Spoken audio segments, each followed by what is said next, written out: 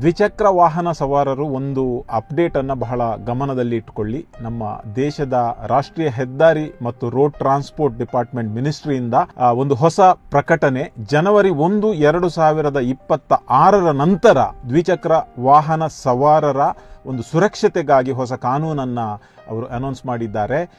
ನೀವು ಒಂದು ವೇಳೆ ಜನವರಿ 1 ನಂತರ ಯಾವುದೇ ಟೂ ವೀಲರ್ ಹೊಸತನ್ನು ಖರೀದಿಸುವಾಗ ಡೀಲರ್ಗಳು 2 ಹೆಲ್ಮೆಟ್ಗಳನ್ನು ಕಂಪಲ್ಸರಿ ಸೇಲ್ ಮಾಡಬೇಕು. ಅದು ಕೂಡ BIS ಸ್ಟ್ಯಾಂಡರ್ಡ್ ಇರುವಂತಹ, ಅಂದರೆ ನ್ಯಾಷನಲ್ ಸೇಫ್ಟಿಯಿಂದ ಪಾಸ್ ಆದಂತಹ BIS ಸ್ಟ್ಯಾಂಡರ್ಡ್ ಇರುವ 2 ಹೆಲ್ಮೆಟ್ಗಳು.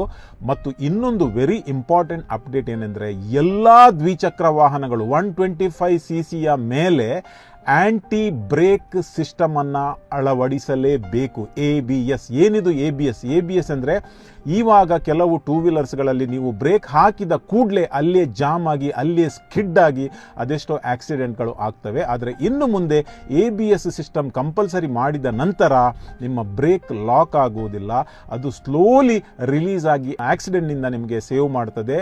ನೆಲ ಒದ್ದೆ ಇರಲಿ ಅಥವಾ ಡ್ರೈ ಇರಲಿ, ಏನು ಅದರಲ್ಲಿ ಡಿಫರೆನ್ಸ್ ಆಗುವುದಿಲ್ಲ. ಯಾಕಂದ್ರೆ ನಮ್ಮ ದೇಶದಲ್ಲಿ 40% ಆಕ್ಸಿಡೆಂಟಲ್ ಡೆತ್ ಟೂ ವೀಲರ್ನಲ್ಲಿ ಆಗುವುದು ವಿದೌಟ್ ಹೆಲ್ಮೆಟ್ ಮತ್ತು ಈ ಬ್ರೇಕ್ ಸಿಸ್ಟಮ್ನಿಂದ ಅಂತ ಒಂದು ಸರ್ವೆ ನಮಗೆ ಹೇಳ್ತಾ ಇದೆ.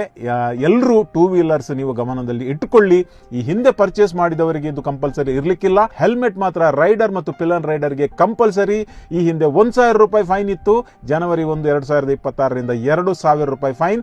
ಈ ಅಂಶಗಳನ್ನು ಗಮನದಲ್ಲಿ ಇಟ್ಟುಕೊಂಡು ಬೇರೆಯವರಿಗೆ ಕೂಡ ಹೇಳಿ ನಮ್ಮ ದೇಶ ಟೂ ವೀಲರ್ಸ್ ಬಿಡ್ಲಿಕ್ಕೆ ಸೇಫ್ ಆಗಿರ್ಲಿ ಅಂತ ನಮ್ಮ ಆಶಾಭಾವನೆ. ಇನ್ನೊಂದು ಅಂಶ, ಬಹುಶಃ ರೂಮರ್ಸ್ ನಡೀತಾ ಇದೆ ಟೂ ವೀಲರ್ಸ್ ಗಳಿಗೆ ಕೂಡ ಟೋಲ್ ಅನ್ನ ಇಂಪೋಸ್ ಮಾಡ್ತಾರಂತ. ಅದು ಸುಳ್ಳು, ಲುಂಗಿ ನ್ಯೂಸು. ಹಾಗಿದ್ದು ಏನಿಲ್ಲ, ಟೂ ವೀಲರ್ಸ್ ಗಳಿಗೆ ಟೋಲು ಲಗತ್ತು ಆಗುವುದಿಲ್ಲ ಅಂತ ಅಥಾರಿಟೀಸ್ ಡಿಕ್ಲೇರ್ ಮಾಡಿದ್ದಾರೆ.